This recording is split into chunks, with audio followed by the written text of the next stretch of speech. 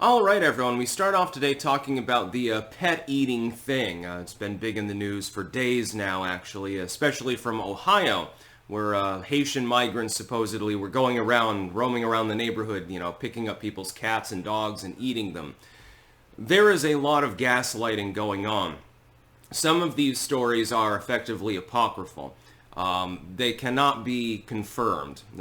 Somebody's pet disappears and they say, well, migrants moved in next door and all of a sudden my cat gone missing. And so therefore they must have eaten the cat. Some of these cases are indisputably true. Especially that one particular video, which I won't be gaslit about either, of the one migrant carrying around a dead Canadian goose that he intended to eat. Again, not that I care if you eat the Canadian geese. It may be illegal, but if you've ever encountered Canadian geese, you probably don't care so much. But most people care about their pets, their dogs, their cats, and some rabbits, and so forth. It is indisputably true that there are sporadic cases of migrants eating pets. The fact is, though, the legacy media, link in the description, archived of course, will fixate on one debunked claim and say, well, because this one claim was debunked, all of them are debunked. And this is a lie. This is propaganda. Effectively, in this one case, it would be like saying 100 people got jailed for rioting. One of these people is exonerated, ergo the other 99 people couldn't have rioted. That's basically the claim that they're making. This is actually happening, and it doesn't really surprise me. If you come, and there is some sympathy in it from me, actually. Again, I'm more sympathetic than the average, close the border with regards to this issue. You bring in people from a country where there is the most desperate of poverty, where people literally eat pets on a regular basis, Venezuela, Haiti, someplace like that, usually in the Western Hemisphere. And then you expect them to immediately conform to the norms of society. Well, that's not, under normal circumstances, a few people have wandered across the border. Country can absorb that, they can assimilate them. Now imagine that it's tens of thousands of people every single week. It's impossible to assimilate them all. Certainly not in a quick manner. And then you're ghettoizing the country by building like entire neighborhoods that are just full of illegal immigrants, which means that you're going to get trafficking. You've certainly got that. You're going to get drug sales. You're going to get gangsterism, and you're going to get this sort of thing. It is inevitable. If, for example, hundreds of thousands of Americans were to suddenly move into a small third world country, eventually they would change the culture. They would tend to stick together because they're more used to one another. They speak the same lingo, so to speak. They would tend to stick together, they would form their communities, and they would live, or at least attempt to live, the way that they were living before. It would be inevitable. They wouldn't understand, like they go to Rwanda or something, they wouldn't understand, hey, why can't I have a gun? Why is the government throwing me in jail for expressing myself? Why is it that the Gestapo showed up and raided my home? I thought that I had a right to privacy. They wouldn't understand the differential culture. The hope is that when people come into your country, they've studied the rudiments of its civic structure, they've studied the rudiments of whatever language happens to be spoken. For instance, I know basic Dutch, etc., etc. And there's an attempt to assimilate.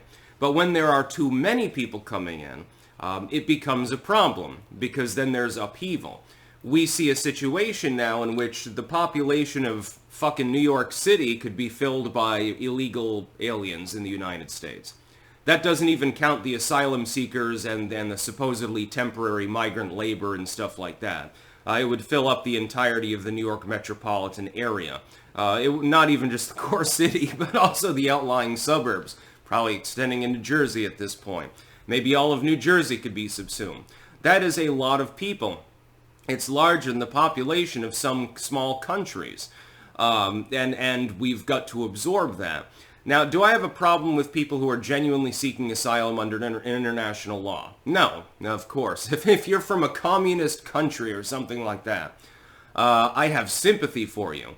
You were born in Venezuela. I feel sorry for you more than anything else. I don't hate you. I have no problem with you. But there's a proper process to go through to enter the United States, and there are certain rules and norms that need to be followed. And then I see, of course, the government is favoring people that are illegally in the country over people that were already here to begin with. So again, somebody served their country proudly, they're a fucking, literal staff sergeant or something like that. They're living under a highway overpass after putting their life in danger and serving the country, to the exclusion of anyone who comes in illegally being inconvenienced in any way. I'm sorry, I just don't support that. V8 always. V8 forever. I think that it's wrong. I think that it's wrong when somebody who was born 80 years ago in the United States is eating fucking cat food while you're giving food stamps to people who shouldn't even physically be in the country. I do not believe this is an extreme position in any way. I'm not surprised that some people have fallen through the cracks. They come to the country, they didn't get on the assistance, it's just sort of disappeared into the crevices of society, and then they're eating geese and shit like that. You'd be crazy to think that none of these people have eaten a cat in the last week. Of course they have. It's inevitable that they would have done so, because some of these people, they don't understand the culture. They wouldn't understand why it's wrong. I don't even blame them. I blame the fucking U.S. government. The U.S. government's what allowed them into the country, realizing, knowing full well. You don't claim fucking ignorance. This is malevolence. Knowing full well that these individuals would not be able to assimilate properly. There's no attempt to assimilate any of these people. Some of them can't even speak English. The lingua franca of the North American continent, basically. In the United States and Canada, at least. And some of them, they wouldn't even be able to assimilate in Mexico. They don't even speak Spanish. Some of these people speak mainly French. If you're talking about some Portuguese or something like that. It's really, really sad, though, because everyone suffers in the end. I mean, other than the government, other than the elites. Everyone else suffers. The poor suffer because then public assistance is less available to them. The migrants suffer because, one bad egg spoils the whole batch, so to speak. And so, one person decides to nick a Canadian goose and all of a sudden every Haitian migrant is automatically evil and wants to eat your dog. I feel sorry for 99% of the population, including the migrants. Only people I don't feel sorry for, gated community dwellers.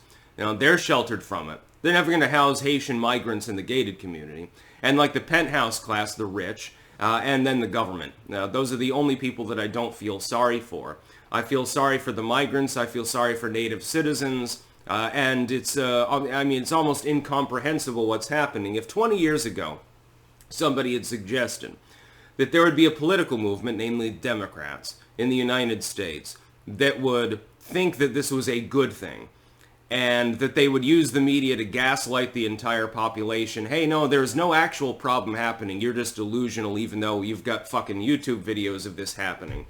Nobody would have believed you. Everyone would have thought you were completely nuts. They would have thought that you were insane. They would have thought that could never happen. The government would never do that. But then around the same time, of course, they were passing the Patriot Act, so I would have been one of the few people who wouldn't have been surprised. That's about all. Peace out.